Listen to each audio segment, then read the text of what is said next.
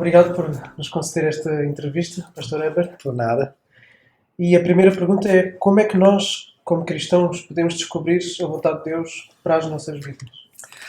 Essa é uma pergunta que cativa muita gente, não é? Eu sinto que descobrir a vontade de Deus, ela já é uma expressão que os crentes não têm percebido que ela é errônea. Por quê? Alguns autores têm demonstrado como descobrir a vontade de Deus parte do pressuposto de que Deus a esconde. E eu vejo isso como muito negativo. A Bíblia é chamada de um livro que fala da vontade de Deus e, no entanto, os cristãos eles se veem, às vezes, atrás de alguma coisa que Deus não mostrou. Então, descobrir a vontade de Deus parece um conceito muito mais pagão de Deus e o que lhe agrada em relação aos devotos do que cristão. O que eu quero dizer com isso? Os deuses pagãos tinham coisas escondidas que só os mais conhecedores, os iniciados, descobriam e podiam compartilhar com outros. Então, em teologia, em religiões do passado, havia essa ideia de você descobrir algo escondido. Só que com o cristianismo isso não é verdadeiro. O Espírito de Deus habita em nós e nos dá conhecimento da vontade de Deus. Então eu acho que primeiro a gente precisa reformular o conceito da nossa relação com a vontade de Deus. Primeiro, não é a de descobrir. Por que não é descobrir? Porque Deus já a revelou. Deus já a revelou na sua palavra. A sua palavra é considerada a vontade de Deus. Agora, tendo dito isso, eu entendo que nós temos que fazer uma distinção entre vontade de Deus, ou quando falamos de vontade de Deus, para não confundir as pessoas. Por exemplo, Deus revelou na sua palavra muitos preceitos que servem para nortear nossas vidas. Então a gente chama de vontade preceptiva em teologia. Com isso a gente quer dizer que eu sei o que Deus exige de mim para uma conduta santa.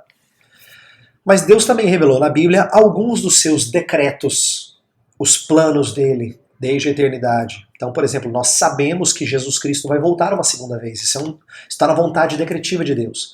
Mas Deus não revelou a maioria dos seus decretos. Nós não sabemos o que vai acontecer conosco daqui a 5 anos. E eu tenho dito que quando nós fazemos essa distinção entre vontade preceptiva, que está toda revelada, e a vontade decretiva, que está só um pouco revelada, que nós não devemos desejar, almejar, encontrar essa vontade decretiva que não está revelada. Deus não intentou revelá-la, por isso que ela não está revelada. Então, um exemplo, quando os crentes querem descobrir a vontade de Deus, a expressão que eu estava falando há pouco, normalmente eles querem saber se a escola que eles vão estudar, o trabalho que eles vão assumir, se o novo caminho, ou esse emprego novo que eles assumiram, ou esse negócio novo que eles vão começar, se vai dar certo. Eles querem saber se não só Deus aprova, mas se vai ter sucesso, vai ter êxito. Eu acho que essa expectativa não é boa. Porque essa é uma expectativa de quem quer antecipar coisas que Deus não antecipou. Eu costumo dizer que é igual assistir o trailer de um filme, quando ele ainda vai sair no ano que vem. Você está assistindo o trailer, você fala assim, Deus, me dá 2 minutinhos aí para eu saber como é que vai ser o filme. Não é isso que Deus nos ensina. Então eu prefiro que nós entendamos a vontade de Deus como sendo algo já revelado que a gente tem que conhecer.